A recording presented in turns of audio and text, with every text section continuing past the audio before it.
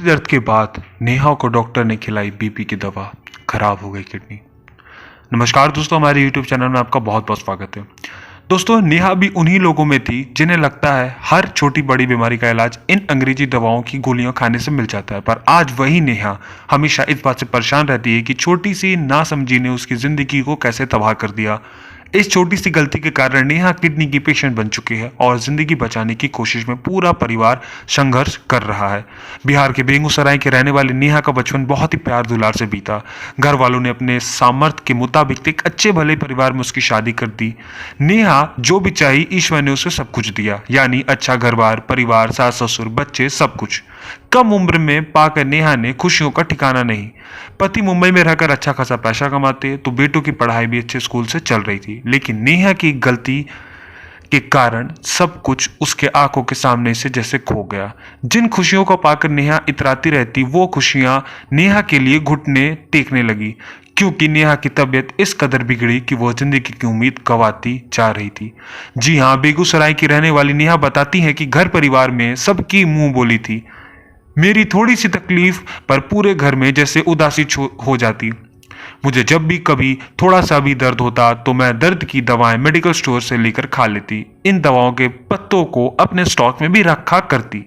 नेहा कहती है कि अब 2 साल पहले जब मेरी उम्र 34 वर्ष थी, उसी समय मेरे सिर में हमेशा दर्द रहने लगा।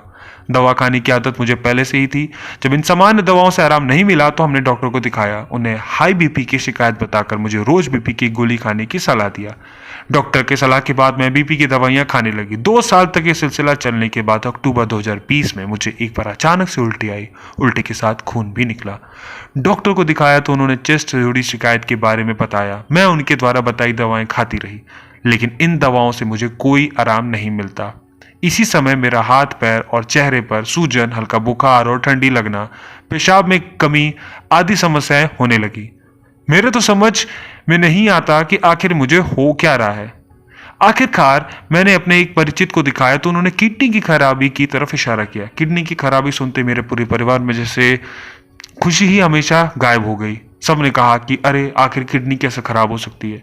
नेहा बताती हैं कि वह पटना के किसी निजी अस्पताल में इलाज कराने पहुंची, जहां के डॉक्टर ने नेहा से तुरंत डायलिसिस कराने को कहा। पर मुंबई में काम करने वाले नेहा के पति ने उनसे बोला कि डायलिसिस कराए तो हमेशा के लिए संकट का सामना करना पड़ेगा। आखिर नेहा के पति ने इंटरनेट का सहारा लिया और किसी आयुर्वेदिक चिकित्सा में किडनी के इलाज के लिए सर्च शुरू किया। नेहा बताती हैं कि नवंबर के बाद ही लगातार उनकी तबीयत बिगड़ने लगी। खाना छूट गया, हमेशा बीपी बढ़ना, यूरिया बढ़ना, चक्कर आना, उल्टी आदि समस्याओं से परेशान होने लगी।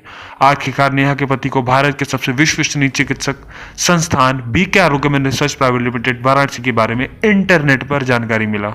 उन्होंने इंटरनेट पर वीडियोस देखने के बाद तय किया कि पत्नी को इलाज के लिए वाराणसी स्थित बीके आरोग्यम भेजेंगे। बेटे को फोन पर कहा कि नेहा को वाराणसी ले जाओ, किडनी का बिना डायलिसिस इलाज वहीं संभव है। नेहा को 9 फरवरी 2021 वाराणसी में स्थित बीके आरोग्य में लाया गया। जांच के बाद रिपोर्ट आई तो नेहा का क्रिएटिनिन लेवल 9.5 पहुंच चुका था। यूरिया 241 और बीपी भी लगातार हाई रहता। बीके आरोग्यम की 6 दिन की दवा के बाद रिपोर्ट आई तो नेहा को बहुत आराम हो गया। 2 साल में पहली बार बीपी पर कंट्रोल हुआ। यूरिया घटकर 199 पर आ गई। नेहा अभी इन 6 दिनों में ही खाने पीने लगी, बातें करने लगी, उसे काफी आराम है।